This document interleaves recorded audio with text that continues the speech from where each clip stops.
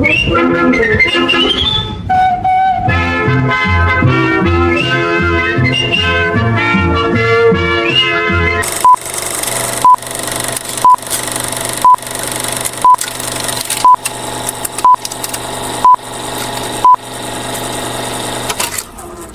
yang dimaksudkan dengan SKPMG 2? SKPMG 2 merupakan singkatan daripada Standard Kualiti Pendidikan Malaysia gelombang kedua, yang mana ianya merupakan penambahbaikan daripada Standard Kualiti Pendidikan Malaysia 2010.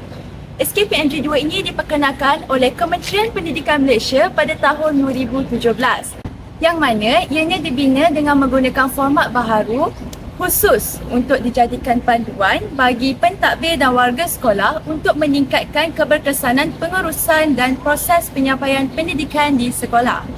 Selain itu, SKPMG 2 ini juga bertujuan untuk menambah baik pelaksanaan kendiri sekolah.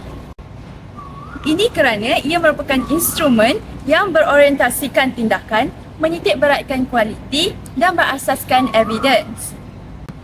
Oleh itu, pihak sekolah akan menggunakan instrumen ini untuk melakukan penilaian sepanjang tahun yang melibatkan warga sekolah secara menyeluruh.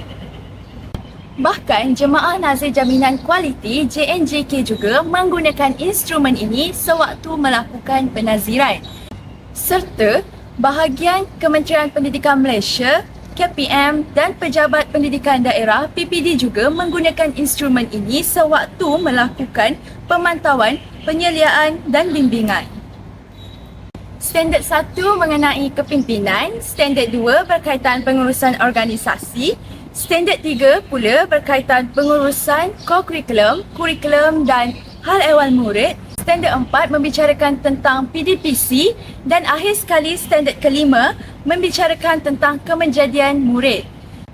Tahukah anda terdapat perbezaan pada Standard 4 dalam SKPM 2010 dan SKPMG gelombang kedua?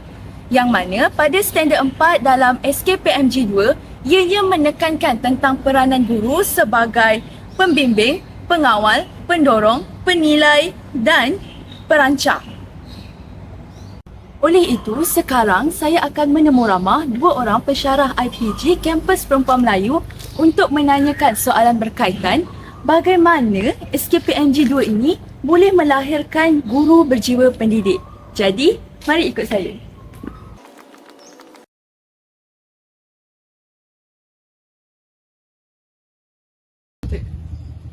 Baiklah, sekarang saya akan menemu ramah dua orang pensyarah dari Jabatan Bahasa IPG Kampus Perempuan Melayu Melaka, di mana di sebelah kanan saya ada Puan Umairah. Assalamualaikum Puan, apa khabar? Alhamdulillah sihat. Okey, Puan Atifah pula, apa khabar? Alhamdulillah sihat. Okey, alhamdulillah. Baiklah, Puan Umairah dan Puan Atifah, saya ingin bertanyakan soalan yang seringkalilah berlegar-legar di fikiran masyarakat di luar sana, utamanya di kalangan guru-guru. Soalan berkaitan bagaimana pada pendapat Puan Umairah dan Puan Atifah, SKPMG 2 ini dapat melahirkan guru yang berjiwa pendidik. Baiklah, sebelum itu saya akan memaparkan video yang kita akan lihat sebentar lagi. Jadi lepas lihat video itu, Puan Umairah dan Puan Atifah boleh kemukakan pendapat Puan berkaitan soalan sebentar tadi.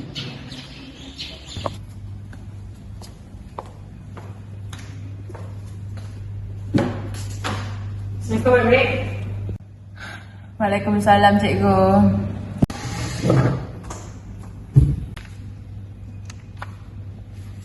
Kerja cikgu dah siap? Ada kerja cikgu. Hai, kamu ni. Kerja semalam lah, entah. Aduh mak, buku mana tu? Ikut.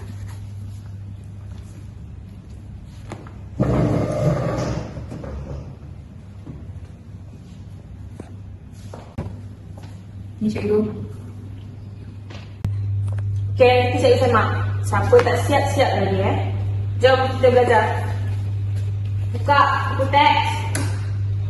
Bab 1, buku surat 12. Parameswara berjaya memilih lokasi yang sesuai untuk mengasaskan kerajaan. Pemilihan lokasi ini menjadikan Melaka sebagai sebuah kerajaan yang unggul di alam Melayu.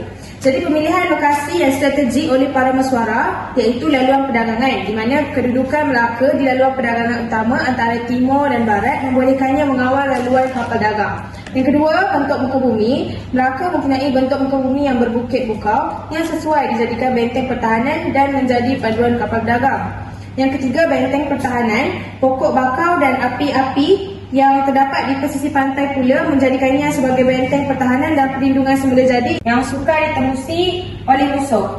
Okay, jadi sekarang cikgu nak semua salin latihan yang cikgu akan bagi kat depan ni dalam buku latihan kita ya.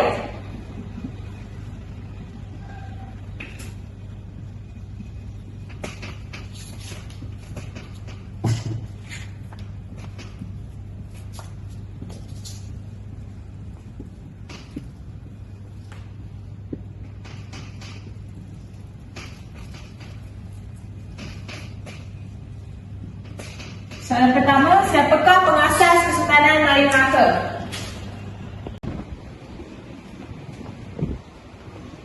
Okey. So buku 2.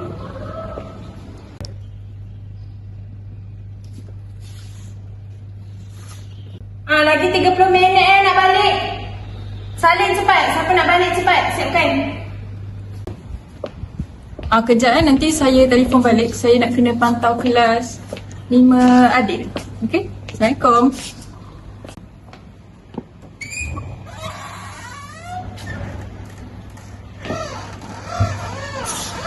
Ya puan, puan nak ambil anak ke? Bukan. Cikgu teruskan je mengajar. Saya nak pantau-pantau je. Maafkan saya puan, saya tak tahu pula. Alamak, ni JNJK ke Habislah aku. Semua salin dah nak balik dah ni, lagi 10 minit je.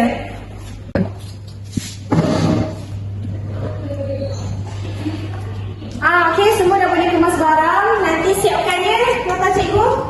Baik. Siapkan soalan cikgu lagi ni. Nanti cikgu akan tanya. Okey, macam jom kita balik.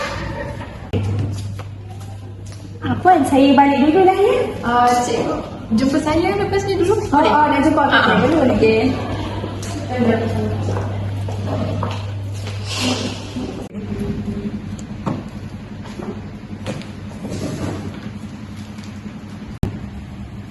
Cikgu Insyirah. Okey, saya Azahra. Boleh saya minta cikgu punya RPH dengan buku latihan seorang ke 2 orang murid boleh? RPH. Boleh? Okey.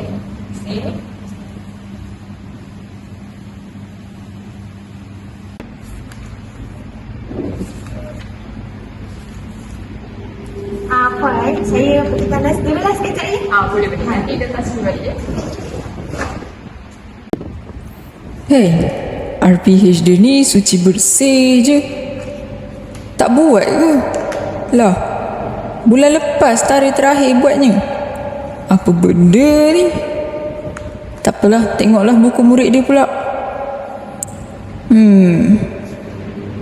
Allah, kertas tak tampal, tarikh tak ada. Apa benda cikgu ni? Bukunya pun tak bertanda. Apa nak jadi ni? Nak masuk ke tak? Nak lari ke nak masuk hadap je lah.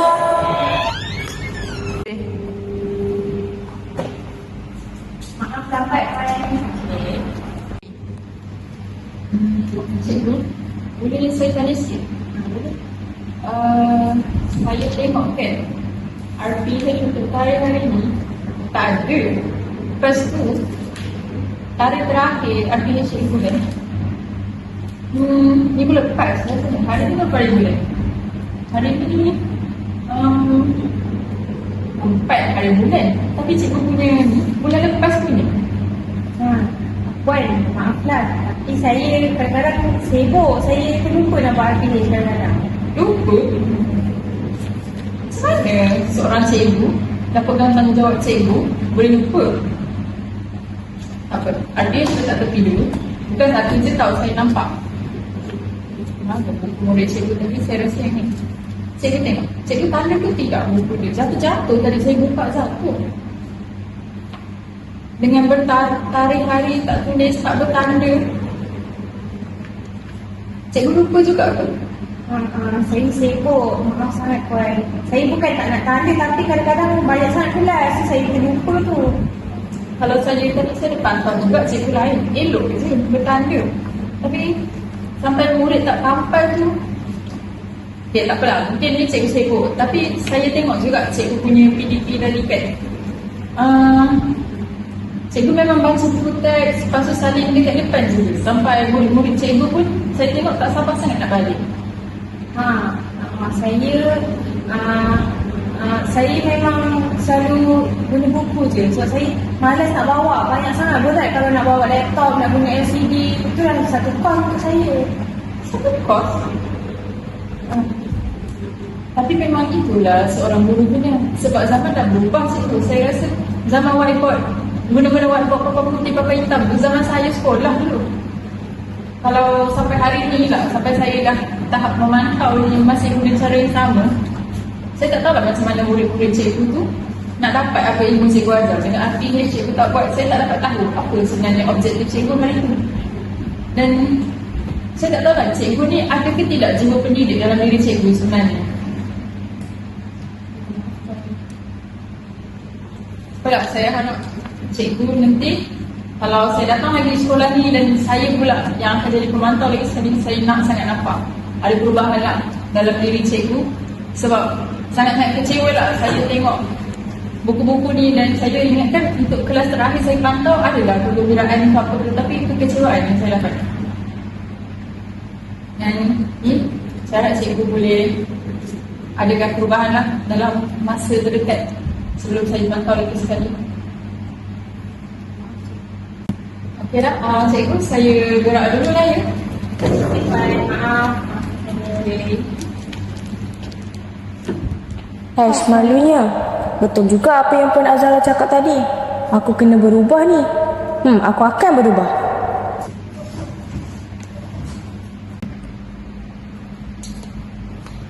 Assalamualaikum murid-murid. Waalaikumsalam cikgu. Tanya ya semua hantar kuis semalam. Tak sampai cikgu ingat murid kelas cikgu ni tak nak buat kerja. Okey. Jom kita mulakan sesi pembelajaran. Baik cikgu. Cikgu, hari ni kita belajar apa? Hari ni kita nak belajar Kemerdekaan Malaysia. Wah, ada buku teks online dah. Yes. Hebatnya. Tengok. Okay. Tapi sebelum tu cikgu nak tanya sikit-sikit lah soalan sebelum kita masuk ke pembelajaran hari ni. Cikgu ada sediakan hadiah juga. Okey, cikgu dah sediakan roda ajaib. Wah, hebatnya. Okey, ni soalan untuk pembelajaran minggu lepas. Cikgu nak tengoklah awak semua ni ingat kita apa yang cikgu ajar. Ada hadiah tau. Jadi semangat lah semua. Apa yang ada dalam depan untuk sirat? Sama-sama kita Satu, dua, tiga. Saya tiga. Okey, awak yang kena jawab tau. Tekan mana cikgu? Tekan je tengah ni. Okey cikgu. Click to speak. Wow.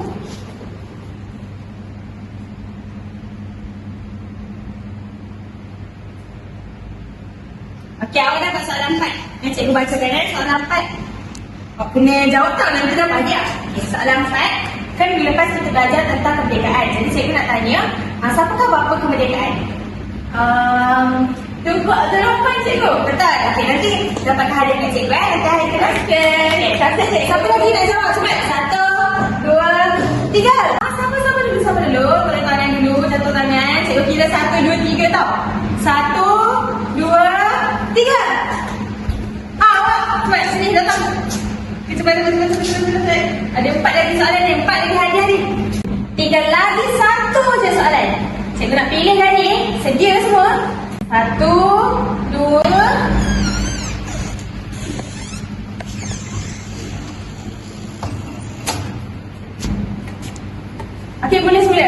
1, 2, 3. Okey, habis dah kelima-lima kuis kita tadi. Dan tanya untuk semua sebab dapat jawab 5 soalan tu dengan betul. Semua kena jawab dengan okey. Jadi hari ni kita akan masuk ke tajuk pembentukan Malaysia. Siapa? Semua orang kat sini bangga tak jadi anak Malaysia? Bangga. Jadi kalau kita bangga, kita kena belajarlah masa mana Malaysia ni terbentuk. Okey kelas, sekarang tinggal lagi 15 minit saja sebelum kita balik. Jadi cikgu nak pasang lagu Saya Anak Malaysia. Sabar dulu, jangan terlupa dulu. Cikgu nak tanya dulu. Sekarang bulan berapa? Sekarang bulan September je. Betul? Bulan September ada apa? Sekejap cikgu, Hari Malaysia. Betul. Pandai. Cikgu tahu semua tahu bulan ni Hari Malaysia. Jadi cikgu nak tanya, dalam kelas hari ni apa yang awak semua dapat? Saya boleh. Pertama, cikgu, kita sebagai rakyat Malaysia, kita kena sayangi negara kita dan memastikan negara kita kekal makmur sejahtera. Betul? Ada lagi siapa nak tambah? Saya nak tambah sikit lagi cikgu. Lepas tu cikgu, kita sebagai rakyat Malaysia, kita kena hormati negara lain, pemimpin dan sesama masyarakat. Betul. Jadi cikgu nak tanya juga lagi satu lah, soalan terakhir. Bolehkah kita pijak bendera negara lain? Tak boleh cikgu. Kenapa? Sebab macam saya cakap tadi, kita kena hormati negara lain. Jadi kiranya kalau kita pijak bendera diorang, kita tak hormatlah negara diorang. Betul. Pandai. Banyak ajar cikgu kena bagi apa orang ni. Jadi untuk akhiri sesi pembelajaran kita, jom kita nyanyi. Yeay! Saya anak Malaysia, saya anak Malaysia, saya anak Malaysia, saya anak Malaysia.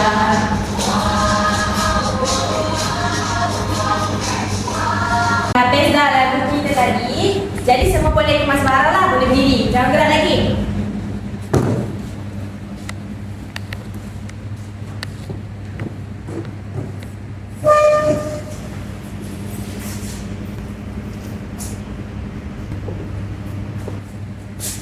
Okey. Inilah sebelum kita balik. Saya bangga jadi anak Malaysia. Bangga jadi anak Malaysia. Okey, kita balik. Terima kasih cikgu. Sama. Oh, Cikgu Insyirah, kita jumpa lagi tahun ni. Ya Puan, saya ingat Puan lagi lama dah tak jumpa kan? Betul tu. Boleh saya minta? RPH kan? Oh, Saya dah bawa dah, saya kasih dia kan?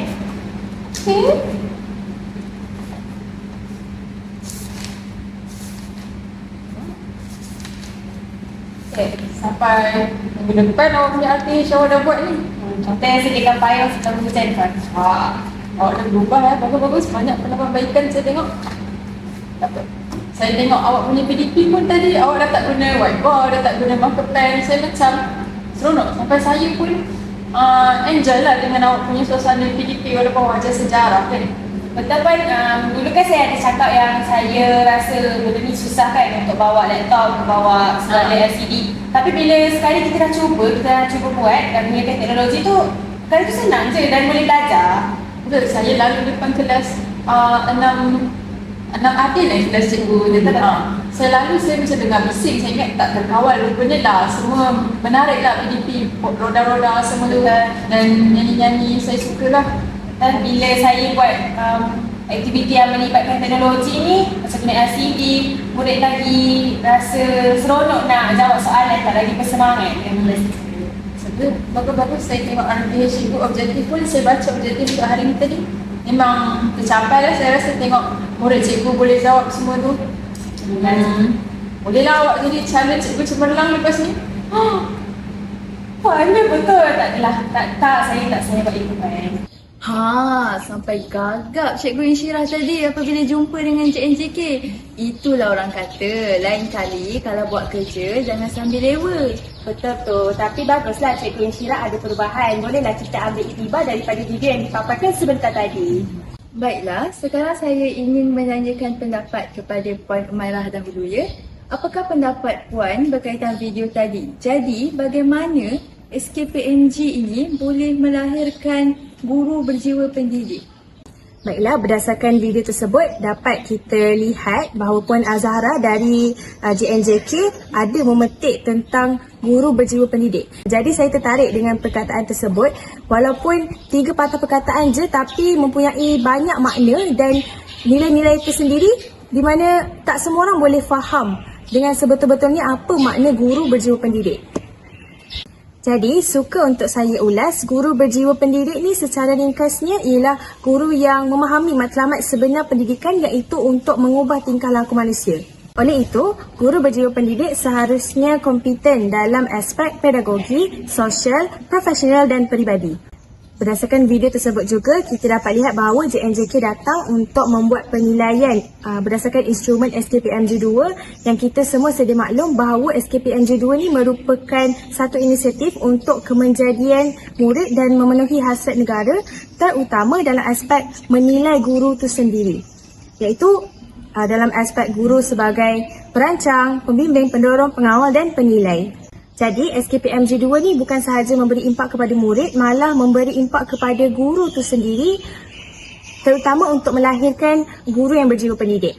Untuk menjawab persoalan saudari Afrina sebentar tadi, SKPMG2 sebenarnya dapat membentuk guru berjiwa pendidik apabila guru menjadi suri teladan untuk penghayatan nilai dan perpaduan dalam kalangan murid seperti yang dihasratkan dalam Pelan Pembangunan Pendidikan Malaysia PPPM 2013-2025. Hasrat itu telah diterjemahkan dalam anjakan transformasi ketiga iaitu untuk melahirkan rakyat yang menghayati nilai. Macam mana? Dengan cara guru menjadi pembimbing untuk menguasai pengetahuan, kemahiran dan mengamalkan nilai berdasarkan objektif pelajaran seperti yang dinyatakan dalam standard keempat aspek 4.3. Misalnya kalau kita dapat lihat dalam video tadi, Cikgu Insyirah ada menerapkan nilai patriotisme dalam proses pembelajarannya kepada murid-murid melalui Cikgu Insyirah tu sendiri dulu yang menunjukkan nilai patriotisme yang ada pada diri beliau supaya murid dapat mencontohi perkara tersebut. Bukan itu sahaja, guru sebagai suri teladan semestinya memiliki ciri-ciri khasiat guru cemerlang iaitu gambaran kepribadian seseorang guru yang dilihat oleh individu lain dari aspek fizikal, mental, emosi, nilai dan tingkah laku. Jadi, seorang guru ni mestilah memiliki peribadian cemerlang agar dapat menarik perhatian dan menjadi tempat rujukan bukan sahaja kepada murid-murid, malah menjadi tempat rujukan kepada guru-guru lain juga. Antara ciri khasiat guru cemerlang termasuklah berakhlak mulia, iaitu guru yang berakhlak mulia ni semestinya mempunyai integriti yang tinggi di samping mematuhi nilai dan etika keguruannya. Guru mestilah sentiasa mempamerkan sikap yang sabar, adil, berbudi bahasa dan berdisiplin. Antara ciri khasiat guru cemerlang yang biasa kita dapat lihat ialah sikap sabarnya seorang guru. Kesabaran seorang guru dapat dilihat dari beberapa aspek iaitu sentiasa tekun mengajar murid terutama bila kita nampak murid tu ketinggalan ataupun kurang faham dengan apa yang dah diajarkan. Jadi guru mestilah bersedia untuk menerangkan semula dengan penuh kesabaran dan memberikan peluang kepada murid untuk memahami setiap konteks pembelajaran dengan baik. Akhir sekali, guru mestilah bersikap sabar apabila berhadapan dengan karyawan murid yang mengundang kemarahan dengan bertindak waras dan tidak melampaui batas. Jadi macam kita tahu, sabar ni bukanlah perkara yang boleh dibuat-buat kerana ianya merupakan separuh daripada iman. Jadi seorang guru yang sabar dalam mendidik anak muridnya dapat menunjukkan betapa ikhlasnya beliau dalam mendidik anak murid walaupun terpaksa ulang banyak kali. Selain itu, khasiat seorang guru berjiwa pendidik juga dapat kita lihat apabila seorang guru tu bertanggungjawab untuk menyelesaikan tugasan. Sebab macam kita tahu, mendidik ni merupakan satu tanggungjawab. Guru yang bertanggungjawab dapat dilihat melalui aspek kepatuhan masa untuk masuk ke kelas sebab guru yang bertanggungjawab ni tak akan cuai dalam pengurusan masa dan menggunakan masa kerja tu untuk kegunaan peribadi. Seterusnya, sasiah guru cemerlang yang berjiwa pendidik juga mestilah mempunyai personaliti yang penyayang. Di mana guru yang penyayang ni dapat dilihat melalui guru yang sentiasa bersedia untuk menjaga kebajikan murid dengan mengambil tahu masalah murid, membina hubungan mesra antara guru dengan murid dan berlemah lembut dengan murid. Jadi seorang guru tu tak sepatutnya memilih kasih, prihatin dan ambil berat akan masalah dan masa depan murid. Murid yang rasa disayangi oleh guru ni akan memudahkan proses pembelajaran kerana mereka senang untuk faham dan senang untuk ingat apa yang dipelajari. Hal ini dikatakan demikian kerana kasih sayang merupakan elemen penting dalam perkembangan sosial dan emosi murid. Guru yang penyayang juga dapat mewujudkan persekitaran pembelajaran yang kondusif dan mengurangkan masalah disiplin murid. Biasanya sesi PDP akan lebih berkesan dan seterusnya membantu peningkatan akademik murid tersebut. Misalnya, berdasarkan video tersebut, kita dapat lihat perbezaan antara Cikgu Insyirah sebelum dan selepas ditegur oleh JNJK. Di mana Cikgu Insyirah sebelum ditegur menunjukkan reaksi wajah yang tidak mesra dan monyok menyebabkan murid pun rasa tak seronok nak belajar. Tapi selepas ditegur, Cikgu Insyirah lebih ceria, lebih nampak penyayang dan selalu memuji murid, menyebabkan murid lagi bermotivasi untuk terus terlibat aktif dalam sesi pembelajaran. Akhir sekali, penampilan juga memberi gambaran kepada personaliti guru berjiwa pendidik. Guru berjiwa pendidik akan sentiasa menjaga penampilan untuk memelihara kredibiliti profesion keguruan, mengundang rasa hormat kepada sesiapa yang berurusan dengannya dan membina identiti guru yang efektif. Jadi kalau kita dapat lihat, ada sesetengah guru pada zaman kini tidak mematuhi etika pemakaian yang disarankan oleh kementerian. Perkara ini boleh memberi impak negatif kepada murid kerana pemakaian yang tidak sopan boleh mengganggu tumpuan murid ketika belajar dan mencerminkan kepribadian guru yang tidak sopan. Supaya imej sebagai seorang guru dapat ditingkatkan dan menunjukkan seseorang guru tu berdisiplin dan mematuhi peraturan yang telah ditetapkan. Terima kasih Puan Umairah atas penjelasan sebentar tadi. Suka untuk saya tambah, video tadi juga memaparkan SKPMG2 ini memberi impak kepada guru untuk merancang proses pengajaran dengan teliti dan sistematik. Kita boleh lihat dari video, sebelum Cikgu Insyirah ditegur oleh JNJK, beliau langsung tidak buat RPH. Selepas dinilai, dipantau oleh JNJK, barulah beliau sedar betapa pentingnya perancangan yang teliti untuk hasilkan pengajaran yang berkualiti. Dalam video itu juga, selepas timbul kesedaran, Cikgu Insyirah kelihatan berdedikasi dan komited dalam merancang perjalanan proses pengajaran beliau. Kita boleh nampak beliau mengaplikasikan standard keempat dalam SKPMG2, iaitu guru sebagai perancang, pengawal, pembimbing, pendorong dan juga pelaksana.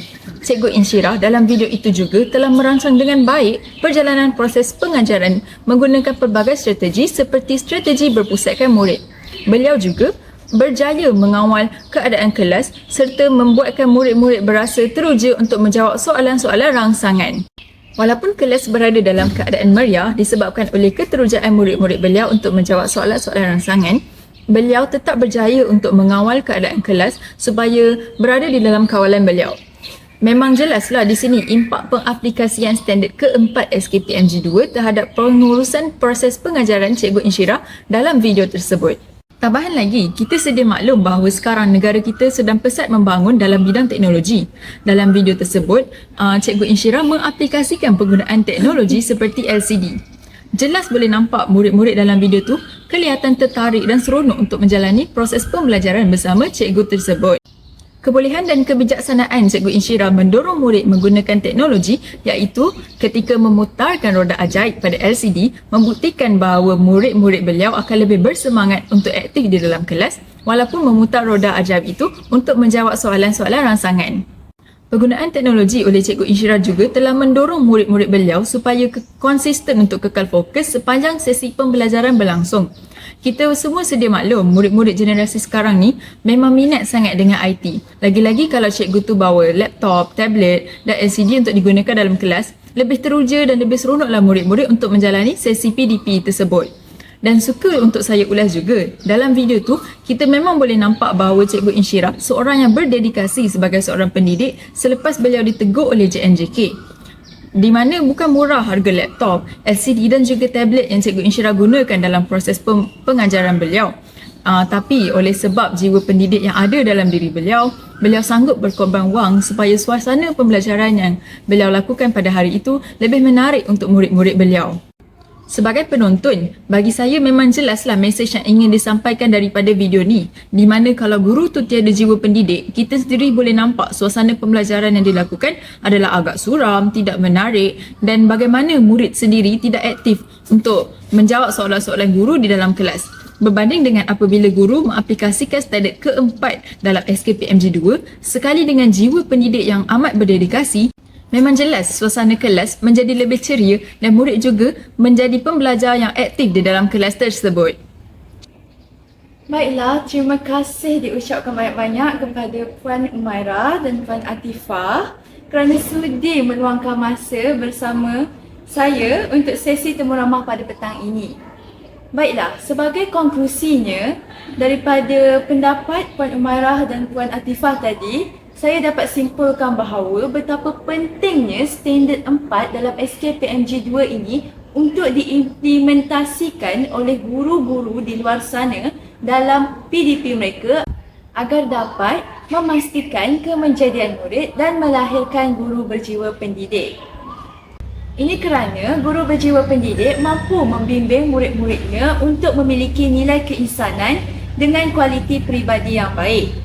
Maka jelaslah bahawa guru perlu memastikan ilmu yang diajarinya semasa proses PDP itu dapat diaplikasikan oleh murid-murid dalam kehidupan seharian mereka serta mengamalkannya. Ini kerana ilmu jika tidak diamalkan ibarat pohon yang tidak berbuah. Kerana ia tidak mendatangkan sebarang kesan kepada murid tersebut jika ilmu yang diajari oleh guru itu tidak diamalkan dalam kehidupan seharian mereka. Baiklah, saya rasa sesi temu ramah kita sampai di sini sahaja. Jadi, semoga kita jumpa lagi lain kali. Sekian, terima kasih.